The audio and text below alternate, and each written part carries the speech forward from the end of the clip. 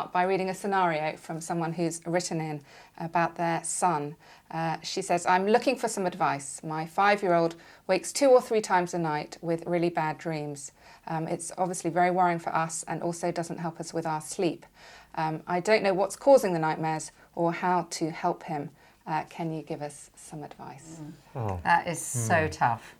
And I think the first thing I would want to say, and of course I'm speaking with our children were little a very long time ago, but I do remember the first time one of our children had one of these nightmares, or night terrors as I think they also known.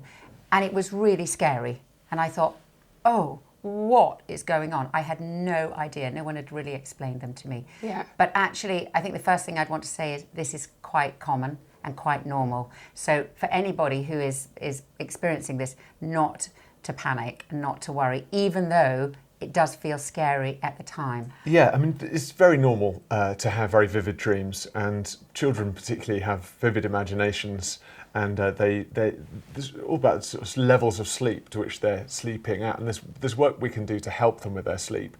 I think there are ways in which we can hinder parents as parents, and there's ways that we can help. One of the ways we can really hinder is by over-reassuring. And often a lot of the anxiety that a parent feels is actually about the child rather than about the situation that they're in. So they're already anxious, they've been woken up at night, and they sort of overreact to the situation.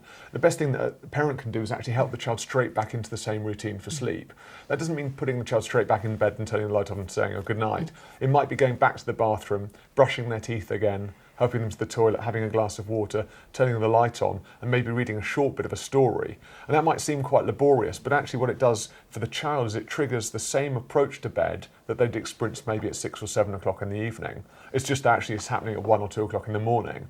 I think it's unhelpful to start talking through the dream or the meaning of the dream in the night time. So you don't really want to ask what was it about and what was going on? Or Absolutely, just try and... yeah, because actually what we're doing, if we start, I mean, the child might offer information, but I think we should just need to be relatively dispassionate about it and go, oh, that's interesting, oh, that sounds difficult. But actually now let's get into the next stage of our routine, because actually we can actually add value to the dream. So when we're like, oh, that sounds horrible, as soon as you start empathizing, you're making the dream more of a reality. That's not to say you can't offer comfort. You know, you can hug the child, embrace the child, help the child if the child is tearful, but actually it's partly about recognizing that this is now working off the imagination, and it's actually nothing more than that. So normalizing it helps us to help them to re-engage with a normal pattern of sleep. Whereas if we're like, oh my goodness, a terrible monster, a horrible clown, immediately we're sharing that fantasy with them, and then suddenly they're thinking, oh my goodness, mum's scared as well, now I'm really in trouble. That is key. Yeah. I think that was key, and it took a bit of time for us, really, Nikki and I, to realise that. And actually it's about us being calm and being confident that actually it's okay. It's not a complete disaster, as you say. But actually that takes quite a bit of sort of reassuring yourself and talking it through. You know, I mean, I just had to talk it through with Nikki the first time it happened and say, you know, what is this? I had no idea. And actually then we got confident, actually exactly what you say.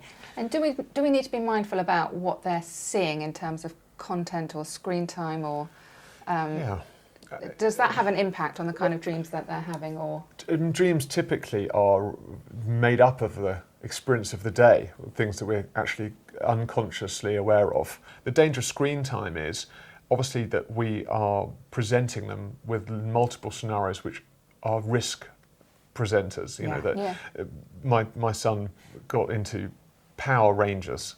Now there are other brands, but you know, particularly people fighting. They're very, very colourful costumes, which he really likes, and he loves superheroes. But we've helped him away from Power Rangers because we realised that actually the whole scenario is based on the threat of the alien arriving, and then the ability of the Power Rangers to overcome the alien. So it's basically creating a very distinctive threat scenario in his mind. And if he's experiencing that, then he'll fall into the fight or flight mode, which is our natural response to terror. We're either going to fight it or we're going to run away. And if that goes into your sleep, you're either fighting in your dream or you're running away in your dream. And actually those two things aren't helpful for sleep. So, you know, we have to think about the content, but also we have to think about what we call pixelation, about the resolution of the screen. and how that affects and stimulates our actual brains physically. And studies have shown that watching flat screens, particularly coloured screens, late at night actually stimulates parts of our brains which aren't supportive of sleep. So I think all parents should be aware of that. No screens at least an hour, preferably 2 hours before bedtime. So you can have that wind down time without Absolutely. that. And that was what I was just going to say. Will mentioned this thing of a bedtime routine, and I think that's something that Nikki and I found more helpful than anything else in our parenting, was to be very confident that actually a winding down, regular bedtime routine was so powerful for children. And it doesn't need to be complicated. Obviously, it's challenging because the end of the day is the most challenging time for both parents and child because everybody's tired.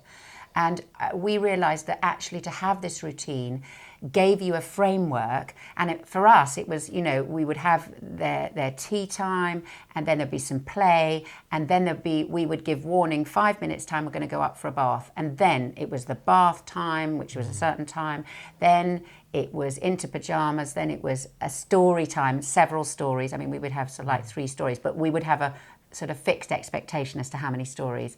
And then it was teeth, and then into bed, and then snuggling down and being with each of them, and having a really quiet downtime. And we would pray with our children last thing at night, and then turn out the light and go out. And that became, wherever we were, a security, a routine, a ritual that actually is a very strong security for them. Yeah.